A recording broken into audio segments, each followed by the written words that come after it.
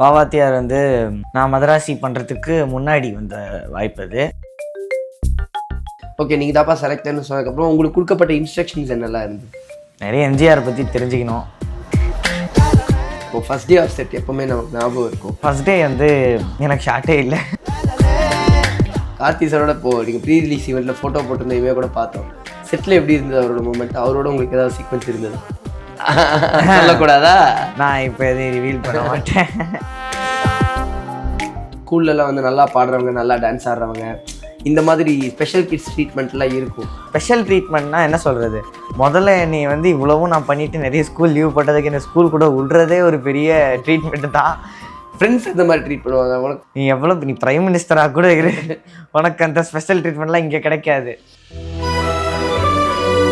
நான் ஒரு தளபதி ரசிகன். எனக்கெல்லாம் ஜனநாயகம் அவரோட லாஸ்ட் மூவின்னு சொன்ன உடனே எனக்கெல்லாம் ஹார்ட் போய் ஐயோ போச்சே சார், இன்னும் 2 படம் நடிங்க சார், நடிக்க வந்திருக்கேன் சார், இன்னும் 2 படம் நடிங்க சார், நான் எப்படியா முட்டி மாதிரி வந்துடுறேன். அவரை பார்த்து தான் நான் வந்து சினிமா இண்டஸ்ட்ரிக்குள்ளே வந்தேன். Okay, he was my inspiration.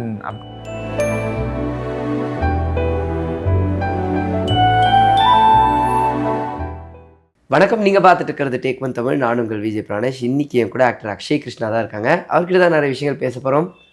வாங்க பேசலாம். வணக்கம். வணக்கம். உங்களை சந்திக்கிறதுல எனக்குமே கிட்ட ரொம்ப ரொம்ப சந்தோஷம். வாவாத்தியார் ரிலீஸ் ஆகுது. ஸோ அதுலேயும் ஒரு ரோல் பண்ணியிருக்கீங்கும் போது ஃபஸ்ட் அந்த வாய்ப்பு எப்படி வந்தது? எங்கே ஸ்டார்ட் ஆச்சு அது? வாவாத்தியார் வந்து நான் மதராசி பண்ணுறதுக்கு முன்னாடி வந்த வாய்ப்பு அது. ஓகே. ஸோ வாவாத்தியாரோட வாய்ப்பு வந்து அகைன் ஆடிஷன்ஸ் தான். 4 ஸ்டேஜஸ் ஆஃப் ஆடிஷன்ஸ் நடந்துச்சு. அதுலேருந்து செக்ரிகேட் பண்ணி அப்படி வந்தது தான். ஓகே. ஆனால் இந்த படத்துக்கு முன்னாடி ஓகே நீங்கள் தாப்பா செலக்டர்னு சொன்னதுக்கப்புறம் உங்களுக்கு கொடுக்கப்பட்ட இன்ஸ்ட்ரக்ஷன்ஸ் என்னெல்லாம் இருந்தது? நிறைய எம்ஜிஆரை பற்றி தெரிஞ்சுக்கணும்.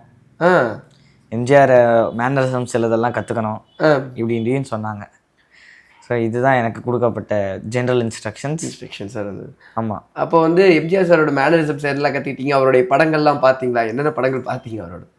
நான் வந்து எம்ஜிஆர் சாரோடைய படத்தை விட பாடல்கள் தான் பார்த்தேன். ஓகே. ஏன்னா I wanted to learn his dance style. So அதனால் அந்த ஒரு பாட்டு ஆசை தரும் பார்வையில் எல்லாம், அந்த பாட்டில் வந்து ஸோ அந்த பாட்டில் அவர் எப்படி பண்ணார் அப்படின்றத கற்றுக்கிட்டோம். இந்த மாதிரி இது பண்ணுறதாகட்டும், அவர் பேசுகிறப்ப இப்படி தான் பண்ணுவார். எல்லாரும் இது வந்துடும் அவருக்கு தாண்டி. ஸோ இந்த மாதிரி அப்புறம் கண் போன போக்கிலே அந்த பாட்டு எனக்கு பிடிக்கும். ஸோ அதில் கூட இது ஸ்டைல் வரும். ஸோ இந்த மாதிரி நிறைய பாடல்களில் வருது நான் பார்த்தேன். அண்ட் இந்த படத்துக்காக நீங்கள் சிலம்பம் கற்றுக்கிட்டீங்கன்னு கேள்விப்பட்டேன். அதுக்கோட ப்ராசஸாக இருக்கட்டும், அதோட ட்ரைனிங்காக இருக்கட்டும், அதை பற்றி சொல்லுங்கள். சிலம்பத்துக்கே ஆடிஷன் வச்சாங்க. ஓகே. தனியாக அதுக்கு வேறு சிலம்பம். ஸோ சிலம்பம் வந்து என்ன சொல்கிறது, நீங்கள் வந்து நான் வந்து பேசிக்லேருந்து கற்றுக்கிட்டேன். ஓகே. அதுக்கு முன்னாடி சின்னதாக கற்றுக்கிட்டு இருந்தேன். பட் ஆனால் ஃபுல் டச்சில் நான் இல்லை. It was like weekly once, ஒரு சில வாரம் மிஸ்ஸே பண்ணிவிடுவேன். ஸோ அந்த மாதிரி இர்ரெகுலராக இருந்துச்சு. பட் இதுக்கப்புறம் ஃபுல்லாக ரெகுலராக நான் பேசிக்லேருந்து கற்றுக்க ஆரம்பித்தேன். ஒரு 7 to 1 year கிட்ட, 7 months to 1 year கற்றுக்கிட்டு லைக் பேசிக்லேருந்து எப்படி எல்லாருக்குமே ட்ரெயின் பண்ணுவாங்களோ அப்படி கற்றுக்கிட்டு அங்கே போயிட்டு இந்த மாதிரி பண்ணோம். ஓகே. ஆனால் இப்போ ஃபஸ்ட் டே ஆஃப் செட் எப்போவுமே நமக்கு ஞாபகம் இருக்கும். கிட்டத்தட்ட இது லாங் ப்ராசஸ் படமாகவும் இருந்திருக்கு. ஏன்னா பேட்ச் நிறையா ஷூட்ஸ் இருந்துச்சு, அந்த மாதிரிலாம் இருந்தது. ஸோ உங்களுக்கு அதோட ஃபஸ்ட் டே செட் மெமரி எப்படி இருந்தது? உங்களுக்கு எப்படி அந்த ஷூட்டோட பேட்டர்ன் இருந்தது? ஆக்சுவலி ஃபஸ்ட் டே வந்து எனக்கு ஷார்ட்டே இல்லை. ஓகே. எனக்கு ஷார்ட்டே இல்லை ஃபஸ்ட் டே. நான் வந்து கேரவனில் உட்காந்துட்டு இருந்தேன். அப்போது வேறு லைக் என்ன சொல்கிறது, வேறு ஒருத்தங்களுக்கு ஷார்ட் போயிட்டு இருந்துச்சு. ஸோ அந்த டைமில் அன்றைக்கு ஃபுல்லாகவே வந்து எனக்கு ஷார்ட்டே இல்லை. வேறவங்க அவங்கவுங்க லைக் அந்த ஒரு சீன் முடிக்கிறதுக்கே டைம் ஆயிடுச்சு அவங்களுக்கு. ஸோ அதனால் என்னோடய ஃபஸ்ட் டே மெமரி வந்து நான் செட்டில் ஜாலியாக சுற்றிட்டு இருந்தது மட்டும் தான் எனக்கு ஞாபகம் இருக்குது. நலன் சார் பற்றி சொல்லுங்கள். ஏன்னா ஜெனரலாகவே அவருடைய படங்கள் வந்து ஒரு மாதிரி ஹார்ட் வார்மிங்கான படங்களாக இருக்கும், ஒரு ஃபுல் ஃபன் மோடாக இருக்கும். வாவாத்தியார் எந்த மாதிரி படமாக உருவாயிருக்கு?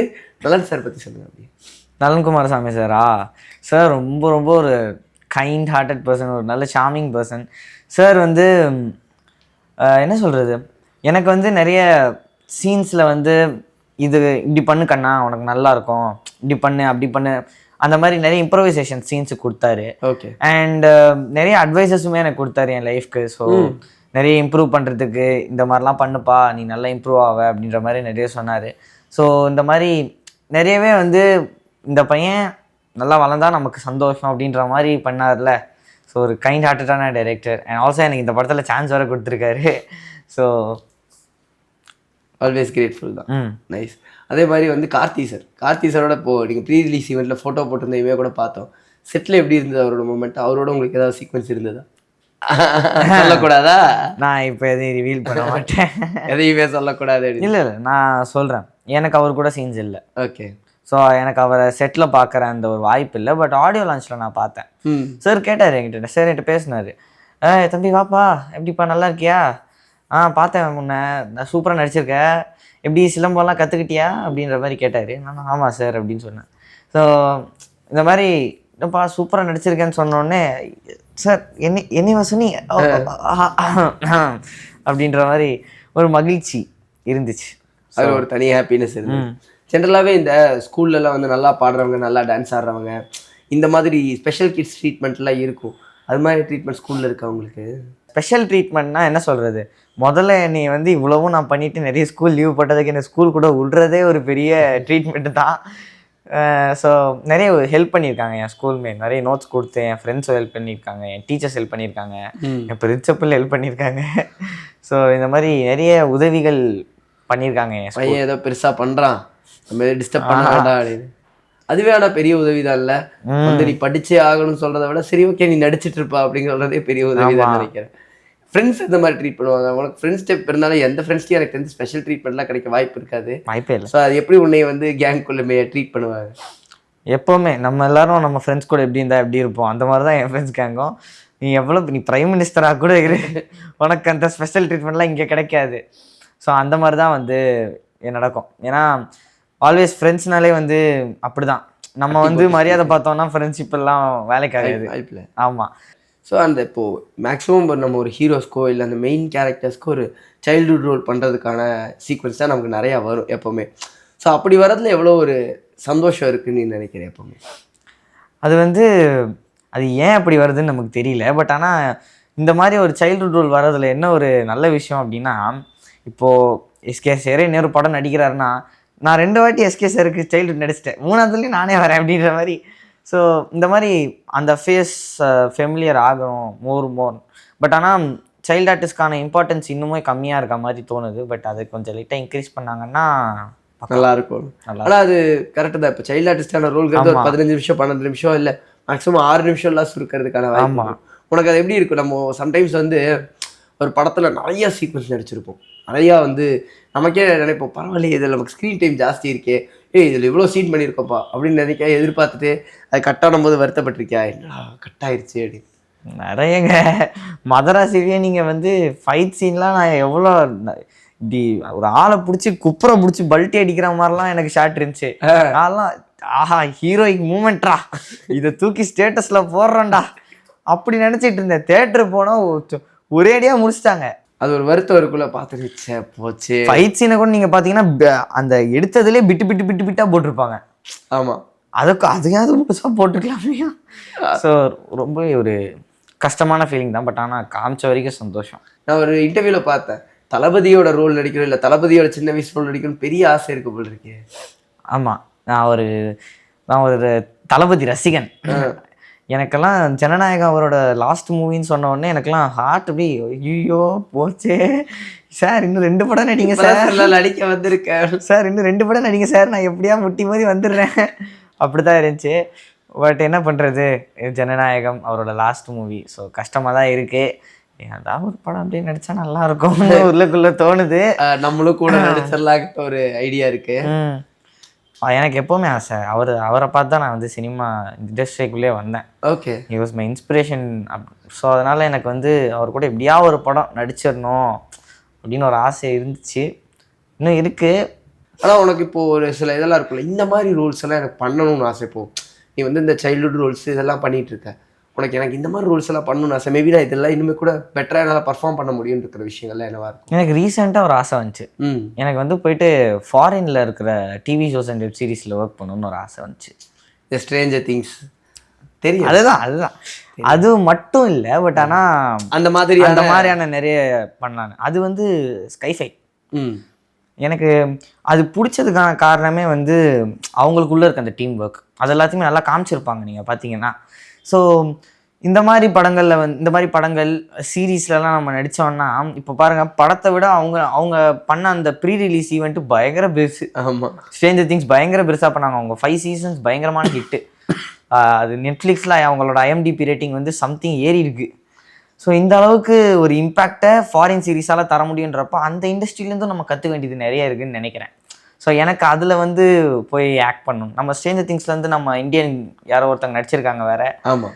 ஸோ அந்த காளி ரோல். ஆமாம். ஸோ அந்த மாதிரி நமக்கும் நிறைய வெப் சீரீஸஸ் ஃபாரினில் போய் பண்ணணும் அப்படின்னு ஒரு ஆசை இருக்குது. ஆனால் இப்போ உனக்கு இத்தனை இதெல்லாம் பண்ணும்போதே உனக்கு ஒரு சில என்ன சொல்கிறது பாராட்டெல்லாம் வந்திருக்கும், சூப்பராக பண்ணுறா அந்த மாதிரி. உனக்கு வந்து ரொம்ப ஒரு மாதிரி ஞாபகம் இருக்கிற இல்லை ரொம்ப ஹாப்பியான ஒரு என்கரேஜ்மெண்ட்னா இது?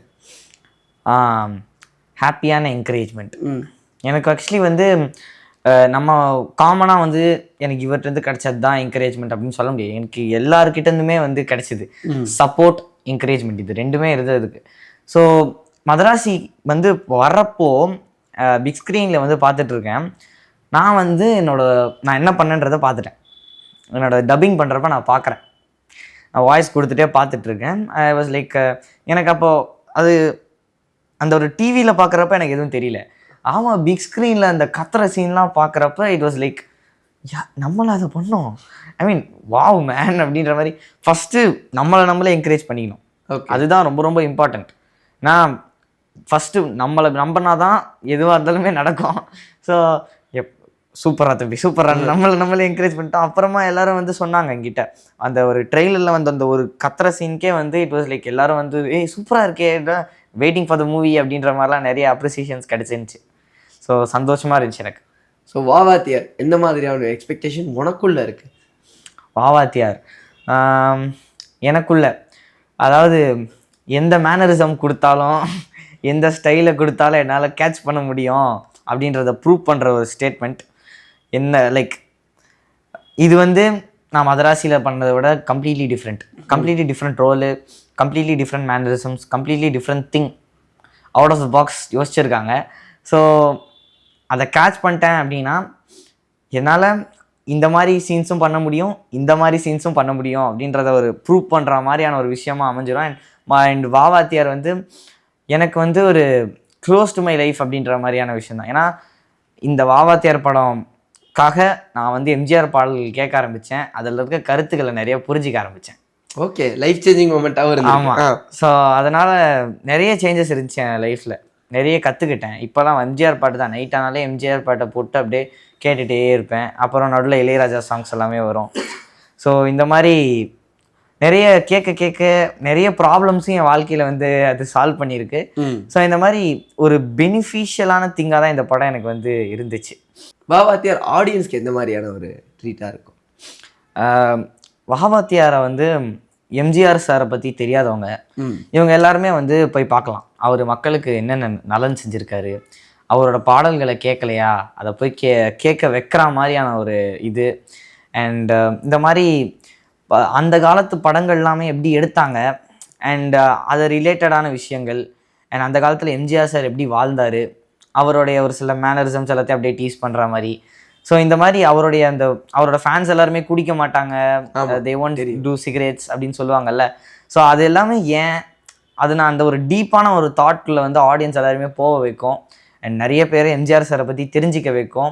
அண்ட் இந்த மாதிரியான ஒரு சில சொசைட்டி சேஞ்சஸையும் வர வைக்கும் அப்படின்றது எங்களோட பிலீஃப். கண்டிப்பாக. ஆனால் ஜெனரலாகவே கேட்கணும்னு நினைக்கிறது, இப்போது நம்ம எந்த ஒரு விஷயம் பண்ணும்போதுமே ஒரு ஃபேமிலி சப்போர்ட்டுங்கிறது ரொம்ப ரொம்ப முக்கியமான ஒரு விஷயம் அமையும். அதுவும் நான் வந்து படிக்கிறதும் பாதியில் இருக்கும், நடிச்சிட்டே இருப்பேன் அப்படிங்கிறதுலாம் வந்து ஒரு சப்போர்ட் இல்லாமல் கிடைக்கிறது கஷ்டம். வீட்டில் எந்த மாதிரி சப்போர்ட் உனக்கு? வீட்டில் பயங்கரமான சப்போர்ட் எனக்கு. எங்கள் அக்கா ஷீ இஸ் டூயிங் MBBS, அம்மா housewife, dad is working in Coimbatore. 3 பேருமே வந்து it's like my mom is like single handedly handling us. So இந்த மாதிரி நிறைய எஃபர்ட்ஸ் எல்லார் சைட்லேருந்துமே வந்துச்சு. என் ஸ்கூல் எனக்கு ஹெல்ப் பண்ணுறாங்க, ஃப்ரெண்ட்ஸ் ஹெல்ப் பண்ணுறாங்க, டீச்சர்ஸ் ஹெல்ப் பண்ணுறாங்க. ஸோ இந்த மாதிரி எல்லாருமே கான்ட்ரிபியூட் பண்ணி, அதாவது ஒரு பில்டிங் கட்டணுன்னா கட்டிட வேலை எல்லோரும் பார்த்தா தான் கட்ட முடியும். அவங்க எல்லோரும் கட்டிட வேலை பார்த்தாங்க, பில்டிங் வேலை நான் நிற்கிறேன், அவ்வளோதான். ஏய் நல்லா பேசுறியா நீ, இந்த டைலாக் நல்லா இருந்துச்சு, ஆக்சுவலி நல்லா இருந்துச்சு. ஆனால் அம்மா சொல்லும் போதே சொன்னேன் சிங்கிள் ஹேண்டட்லி அப்படின்னு. ஸோ அம்மாவுக்கு எப்படி இருக்கும் உன்னோட உன்னோட வந்து ஸ்க்ரீனில் பார்க்கும்போதா இருக்கட்டும், அம்மா எப்படி வந்து ரியாக்ட் பண்ணுவாங்க ஜென்ரல்? அவங்க என்னோட பயங்கரமாக ரியாக்ட் பண்ணுவாங்க. நான் நான் நம்ம வந்து நமக்கு உள்ளே தான் எல்லாமே ரியாக்ஷன் நடக்கும், அவங்களுக்கு வெளியவே எல்லாமே நடக்கும். மதரில் அப்படி தான். ஸோ அவங்களுக்கு அவங்க மோஸ்ட் ஹாப்பியஸ்ட் இந்த வேர்ல்டு அப்படிலாம் பார்த்தாங்கன்னா. ஸோ எஸ், அவங்க ஒரு ஹாப்பி ஃபீல்டில் இருப்பாங்க. இந்த மாதிரி அவங்க எல்லாரும் கொடுக்குற சப்போர்ட் தானே நம்மளை ஏற்றி விடுது. கண்டிப்பாக. ஸோ நிறைய விஷயங்கள் பேசணும், வாத்தியார் பற்றியும் சரி உன்னுடைய கெரியர் பற்றியும் நிறைய பேசணும். இந்த ஒரு இன்டர்வியூக்கு ரொம்ப தேங்க்ஸ். Thank you so much. நன்றி.